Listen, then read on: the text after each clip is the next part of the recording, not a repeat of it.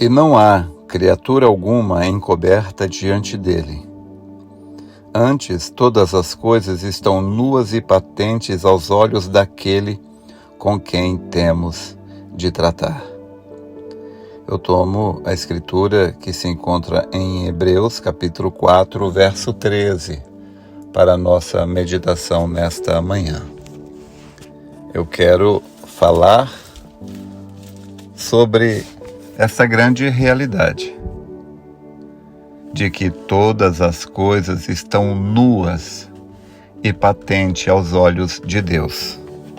Nós podemos esconder as coisas dos nossos pais, podemos esconder as coisas dos nossos vizinhos, do nosso patrão, da mulher, do marido, mas nós não podemos esconder nada de Deus. Lembra daquela historinha que eu contei há um bom tempo atrás? 2 meninos estavam andando pela rua, na zona rural. Então havia uma chácara ali com um belíssimo pé de manga carregado, mas era dentro do terreno alheio. E um menininho falou para o seu colega: olha, eu vou subir ali, vou pegar umas mangas para nós. Se alguém for me ver, se alguém aparecer, você dá um assovio. E o menino falou: tá bom. E o coleguinha então correu, subiu no pé de manga. Quando ele ia pegar a manga, o coleguinha deu um assovio. Então o menino desceu correndo, aí olhou para um lado, olhou para o outro, e falou: pai, não tem ninguém me vendo, por que você assoviou? Ele falou: tem sim, tem alguém que está te vendo. Ele falou: aonde? Ele apontou para o céu e disse: lá em cima tem alguém que está te vendo. Então, nós devemos ter essa consciência. O profeta chega a dizer que quando nós nascemos, então uma fita começa a gravar, desde o nosso primeiro choro até a nossa última palavra. Então, quando a gente morre, aquela fita, ela é guardada, arquivada ali, para ser rodada no dia do juízo final. É claro, quando a gente fala uma fita, é uma força de expressão.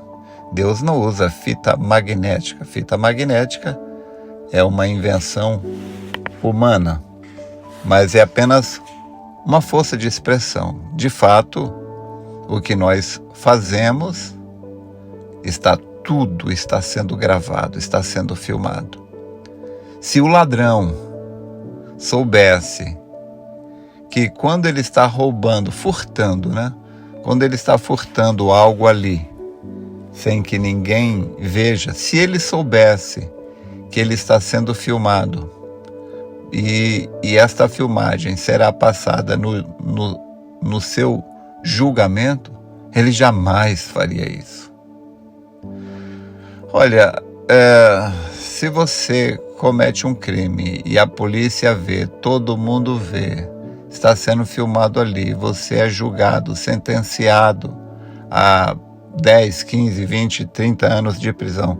Se você soubesse que ia ser filmado e pego, você não faria isso para não ter alguns anos de prisão?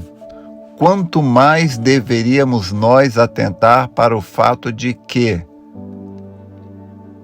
quando nós estamos sendo filmados pela câmera de Deus, a pessoa que vai ser julgada, ela poderá não pegar 10 anos de prisão, mas ela poderá ser lançada no lago de fogo.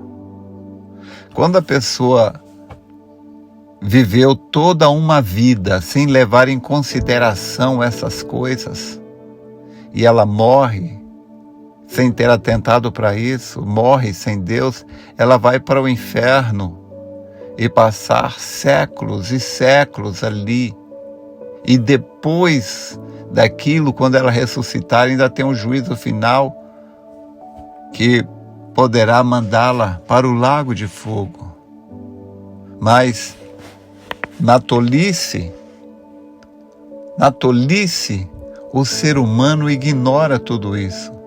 No livro de Eclesiastes, capítulo 8, verso 11, diz ali que o homem, por não receber a punição logo após o seu erro, então ele tem um sentimento de impunidade, por isso ele continua praticando o seu erro. Então a pessoa rouba, mata, faz isso, aquilo, e ele não é punido porque ele conseguiu escapar das autoridades humanas, ele tem um sentimento de impunidade. Eu roubei, matei, aprontei. Deus não fez nada. Então ele continua praticando, mas ele não sabe que o dia do julgamento, do juízo final já está marcado. Então, esse é um estado lamentável. É lamentável. Me corta o coração quando eu vejo mulheres andando com roupas sensuais que induzem os homens à cobiça, ao adultério. Me corta o coração, porque ela não sabe que quando ela induz um homem a um adultério, aquele homem irá para o inferno se ele não se arrepender daquilo. Porque Jesus Cristo disse que quando um homem olha numa mulher para a cobiçar, ele já adulterou no seu coração. E a Bíblia diz que os adúlteros não entrarão no reino dos céus. Então, aquela mocinha, aquela mulher que induziu aqueles homens ao adultério por expor o seu corpo de forma indevida, aquela mulher, ela será culpada. E ela responderá por adultério com aquele homem, mesmo que ela seja virgem. Claro, ela pode nunca nem sequer ter flertado com aquele homem, ela talvez nunca nem viu aquele homem, ela não observou, mas o homem a viu e a cobiçou, adulterou, irá para o inferno e ela vai ter que responder pela alma daquele homem. Então, uma mulher que passa a vida toda se expondo, quantas centenas, milhares de homens ela está enviando para o inferno? E ela terá que responder pela alma de cada um, e ela não sabe disso. E ela não crê nisso. Então, é lamentável isto. A ignorância do ser humano.